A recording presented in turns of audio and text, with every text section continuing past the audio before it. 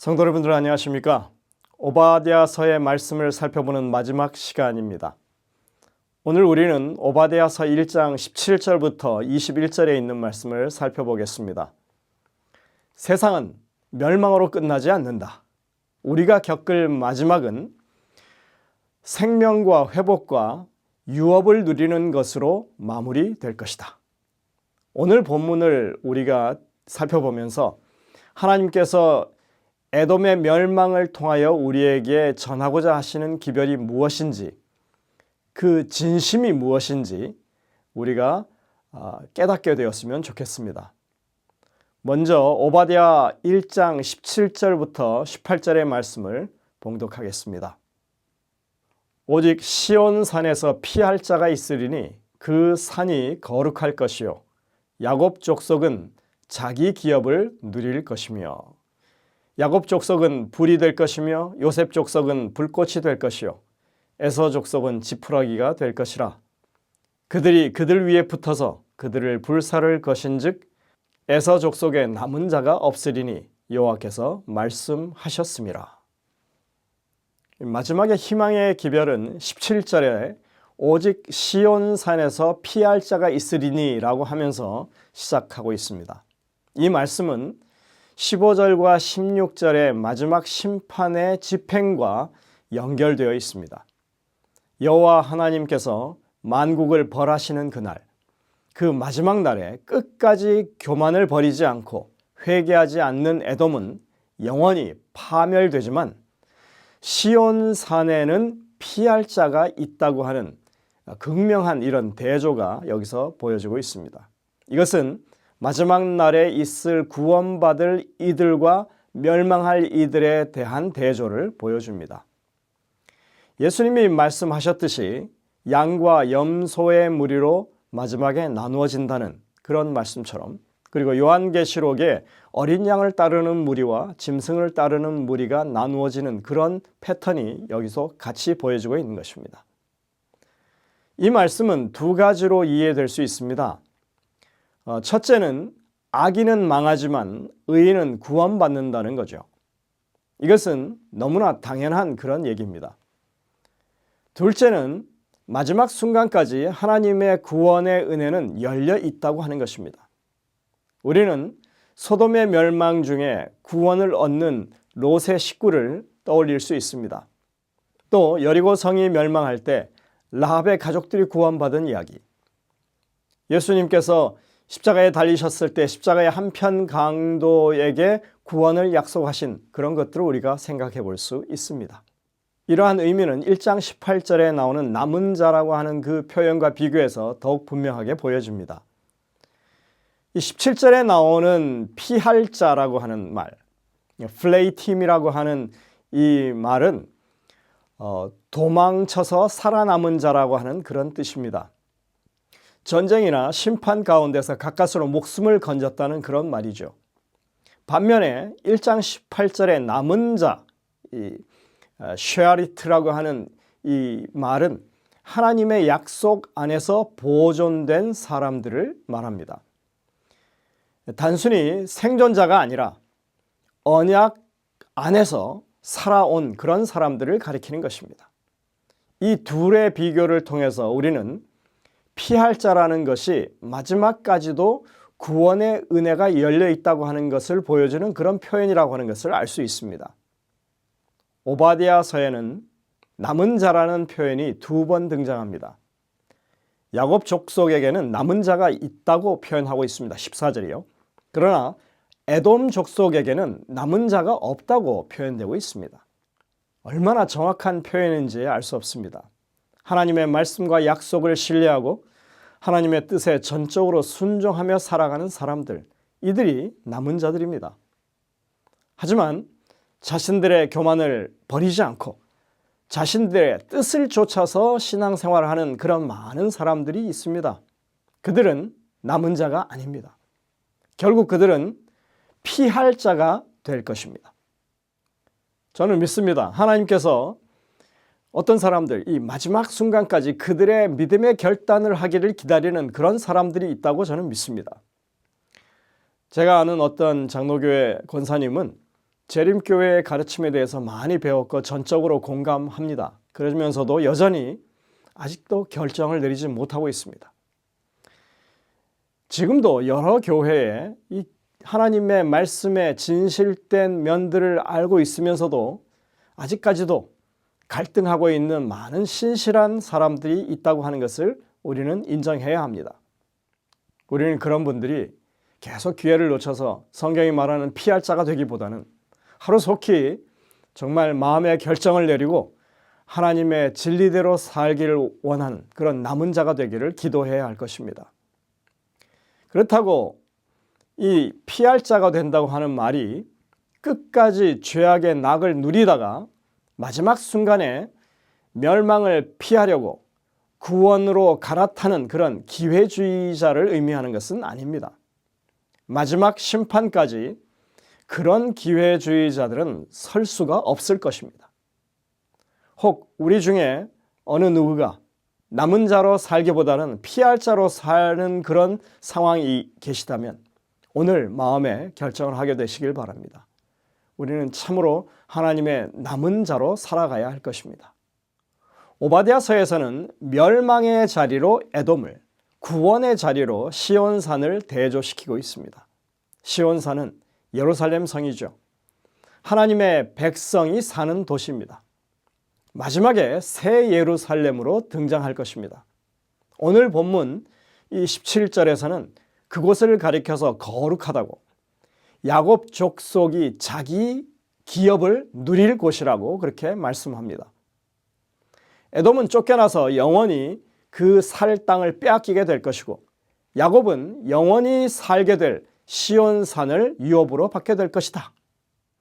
이어지는 19절부터 21절까지의 내용은 상속받을 땅, 회복될 땅에 관한 예언을 하고 있습니다.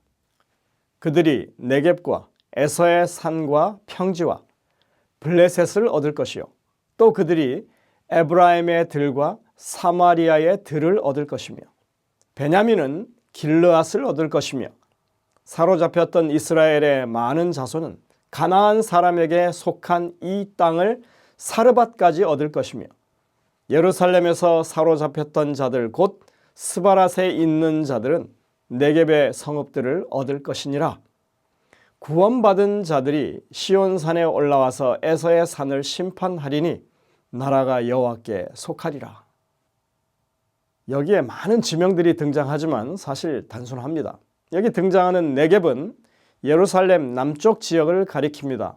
아래쪽으로는 아카바만까지 펼쳐진 광야 지대를 말하는 것입니다.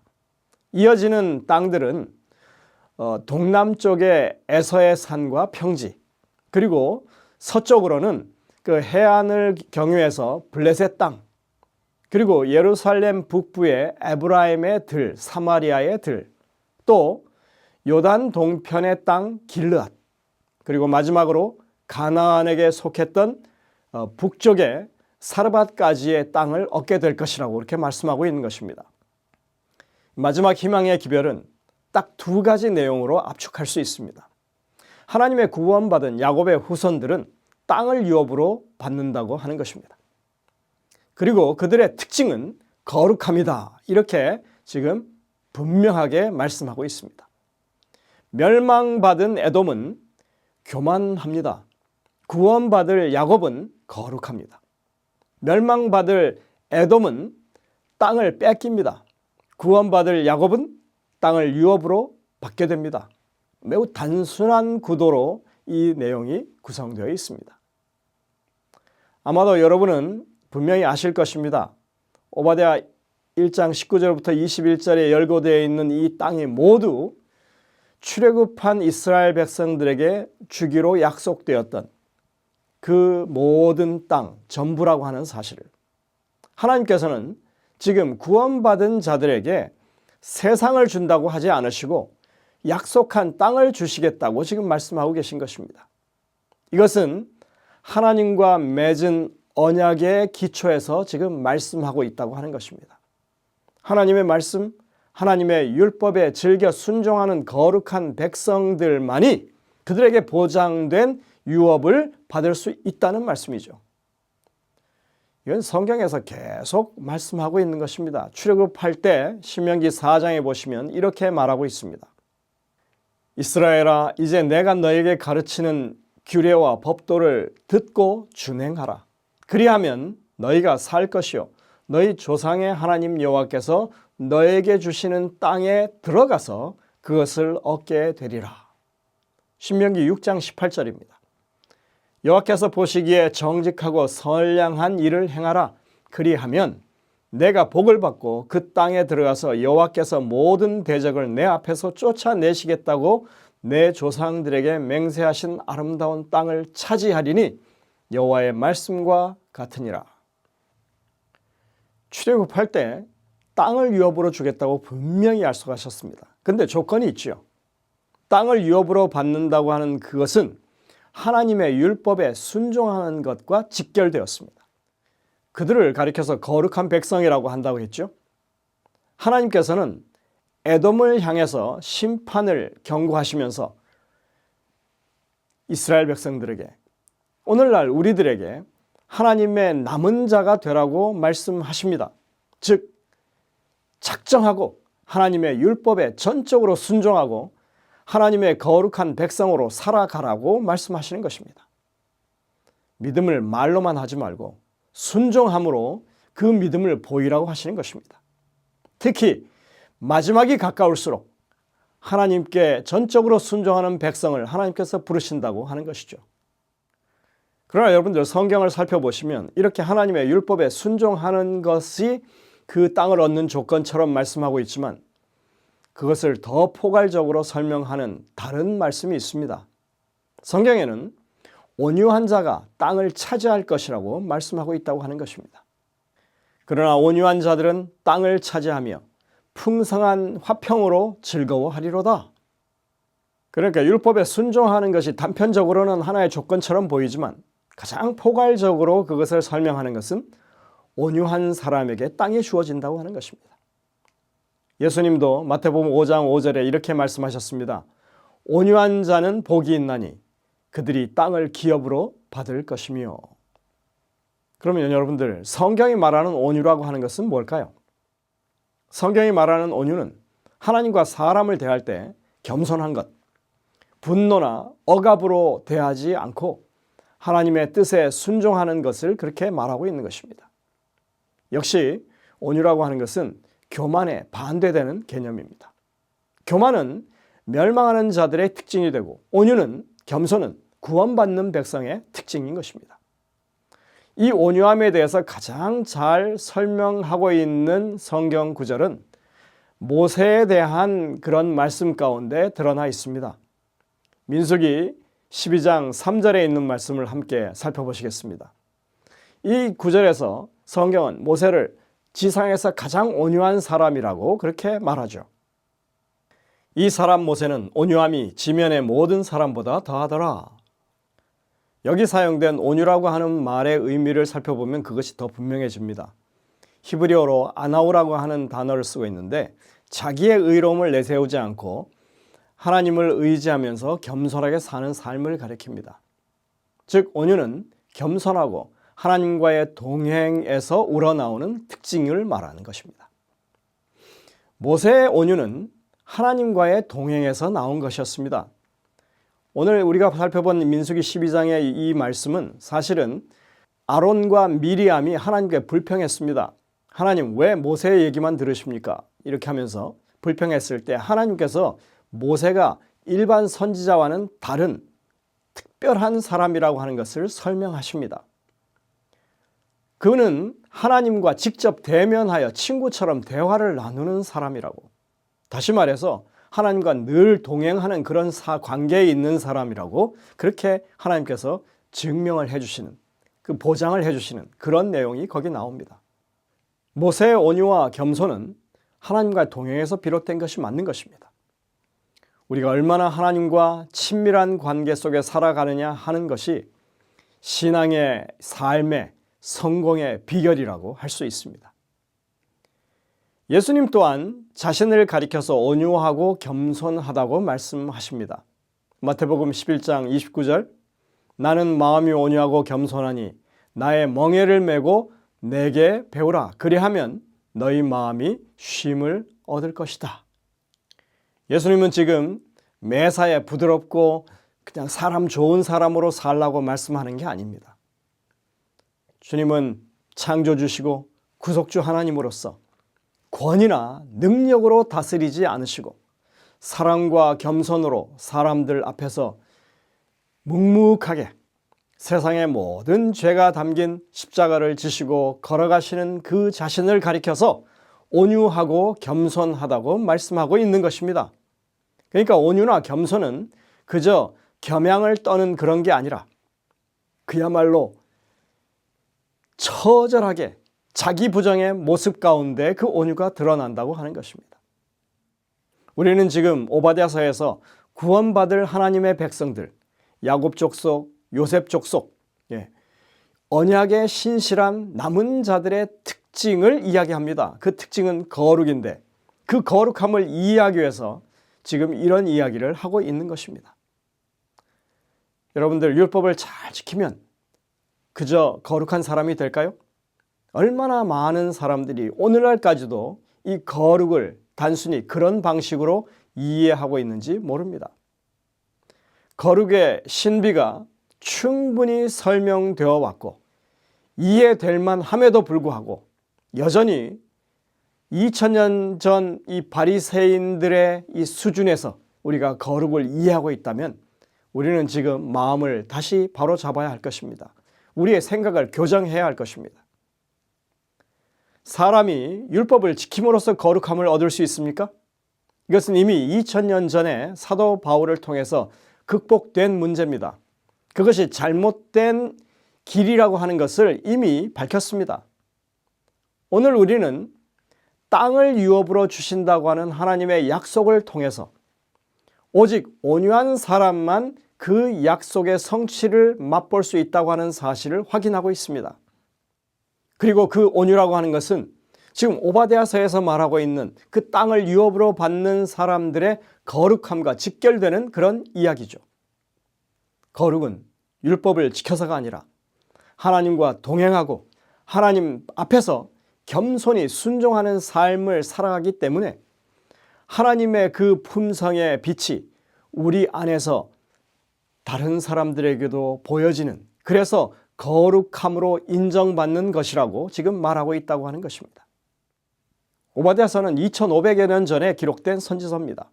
지난 2500여 년 동안 오바댜서는 한결같이 이러한 구원, 이러한 거룩함을 외쳐왔습니다. 지난 2500년 동안 육적인 이스라엘 백성들은 여기 지금 약속되어 있는 회복을 결코 경험하지 못했습니다.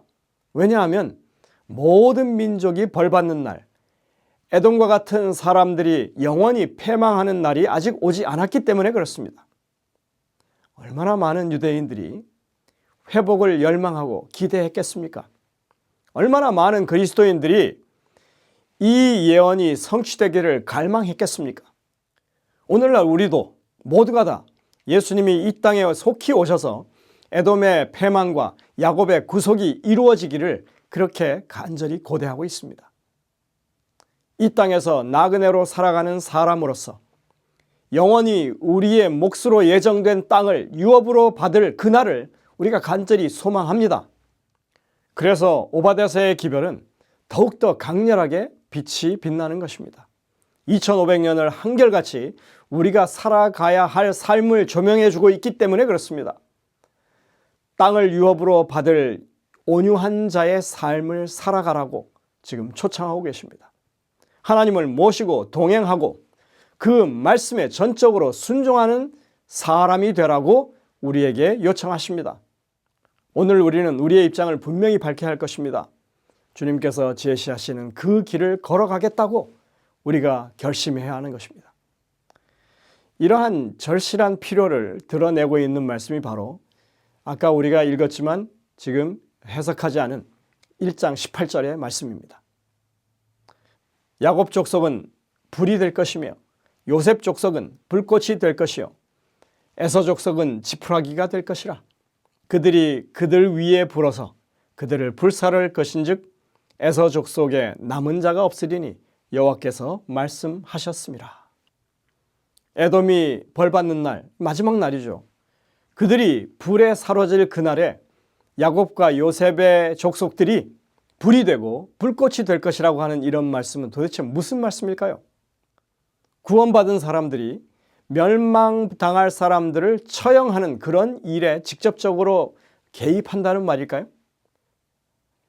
에돔이 이스라엘이 멸망당할 때 보여줬던 그런 만행에 대해서 이제 하나님께서 보복할 기회를 주신다는 얘기일까요? 결코 그런 얘기가 아닐 것입니다. 하나님은 악인의 죽음, 악인의 멸망을 결코 기뻐하지 않으십니다. 그들에게 어떤 원한을 가지고 보복하시는 하나님 아니십니다. 오히려 이 말씀은 구원받은 자들이 심판의 도구로 사용되는 그런 말씀으로 사용된 것이 아니라고 하는 것이 분명한 것입니다. 이것은 에돔의 교만과 에돔의 불순종과 에돔의 반역에 대비해서 하나님의 백성들이 그들의 삶으로 보여준 진실된 모습이 그 에돔 백성들의 죄됨을 보여주고 그들에게 주어질 그 형벌의 정당성을 분명하게 증명하게 될 것이라고 하는 말씀으로 지금 이 말씀을 하고 있는 것입니다. 하나님과 동행하는 삶, 율법에 순종하는 온유한 그런 삶의 모습이 에돔이 정죄받는 그 기준이 될 것이고 그 형이 집행되는 일에 있어서 정말 분명한 기준점이 될 것이라고 하는 것을 지금 보여주고 있는 것입니다. 그래서 요셉과 야곱이 불이 되고 불꽃이 된다고 말씀하고 있습니다. 네, 여러분들 이 말을 조금 다르게 우리가 보면 더 정확한 이해를 하게 됩니다. 그것이 무슨 의미냐 하면 온유한 자의 삶이 악인들에게 회개와 부흥의 불길이 되기를 하나님께서 원하신다고 하는 기별이기도 한 것입니다. 여러분들 얼마나 이것은 우리에게 새로운 도전을 주는 그런 말씀인지 알 수가 없습니다. 오늘까지 우리가 살펴본 오바댜의 기별은 에돔의 죄악을 공개하는 것보다 더 중요한 기별이 있었던 것입니다. 에돔이 이렇게 해서 망했다 하는 그런 인과관계보다 더 핵심적인 무엇인가 있었던 것입니다. 그것은 오늘 우리에게 하나님의 남은 자로서 제대로 사는 길, 우리에게 하나님의 백성으로서 희망을 가지고 살 수 있도록 그 길을 알려주시기 위해서 하나님께서 오바댜서를 기록하셨다고 하는 것입니다. 거룩한 하나님의 백성이 되라는 것입니다. 하나님의 유업의 땅을 상속받는 사람이 되라는 것입니다. 온유한 사람이 되라는 것입니다. 하나님과 겸손히 동행하는 삶을 살라는 것입니다. 더욱 적극적으로 모든 죄인들 앞에서 하나님께 순종하는 백성들의 참다운 삶을 보이라고 하는 것입니다. 악인들에게 오히려 감화를 끼치며 사는 그런 신앙을 하라는 것입니다. 여러분들 이것이 오늘 우리 마음의 깊은 교훈으로 이 오바댜서의 교훈으로 여러분들의 마음 가운데 남게 되시기를 간절히 소망하면서 말씀을 드리겠습니다. 함께 기도하시겠습니다. 하늘에 계신 아버지 하나님, 오늘도 우리에게 말씀하시고 이 오바댜서를 통하여 죄됨이 무엇인지, 하나님의 거룩함을 우리가 소유한다고 하는 것이 무엇인지 다시 한번 깨닫게 하시니 감사를 드립니다. 우리 모든 백성들이 이 기별을 마음 가운데 담고 그 말씀에 순종하며 주의 영광을 드러내고 결국에는 우리에게 유업으로 주시겠다고 하신 그 땅을 소유하는 복받은 하나님의 백성들 될 수 있도록 인도하여 주옵기를 예수님의 이름으로 간절히 기도드립니다. 아멘.